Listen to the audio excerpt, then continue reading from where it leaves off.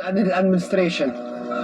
Generations will not forget, and history will be recorded, that it was your administration, your billions of dollars, your support with weapons of mass destruction to the Israeli Defense Forces, which has caused what is happening right now in Gaza. On Tuesday, Israeli strikes hit other civilian targets in Gaza, including a UN school where thousands were taking refuge. At least 24 UN installations have been hit in the past week, killing at least 14 UN staffers. Israeli forces have killed at least 3,300 Palestinians over the last 12 days. Around a third of those killed were children. Gazans continue to suffer from a lack of all basic necessities, including water. Turkey said it's in talks with Hamas to release hostages taken by the group in its deadly October 7th attack in Israel that killed over 1,300 Israelis. Meanwhile, Iran has warned of potential preemptive action against Israel as it prepares for a possible ground invasion of Gaza. Israel and Hezbollah, a Lebanese group backed by Iran, have been exchanging fire on the Israel-Lebanon border. Israel's reportedly set to ban Al Jazeera's operations in the country over its coverage of the war.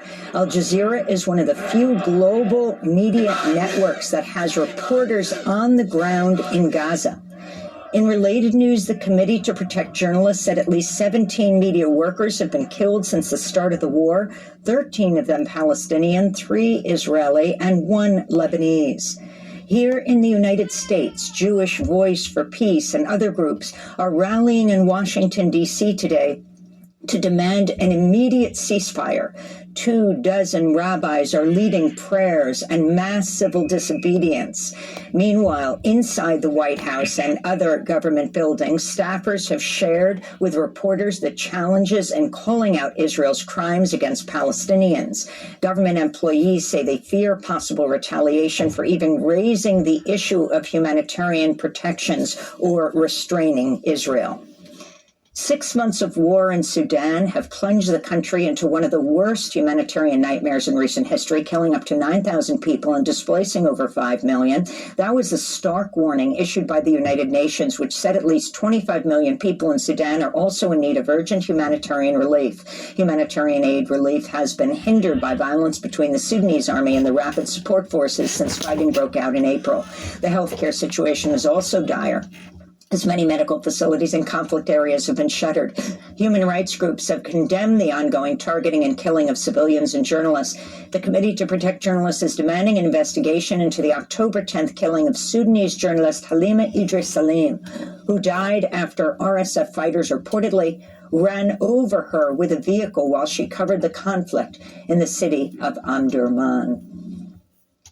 The government of Venezuelan President Nicolas Maduro and opposition leaders have agreed to new rules ahead of next year's presidential election. The move is expected to clear the way for the United States to ease its harsh sanctions on Venezuela, which have wrecked the economy, forcing millions to flee. As part of the agreement, the Venezuelan government will allow all political parties to choose their candidates, grant permission to delegations from the UN and the European Union to observe elections and give equal media access to all campaigns. In climate news, the Amazon River has dipped to its lowest levels in over a century amidst a protracted regional drought and wildfires. 60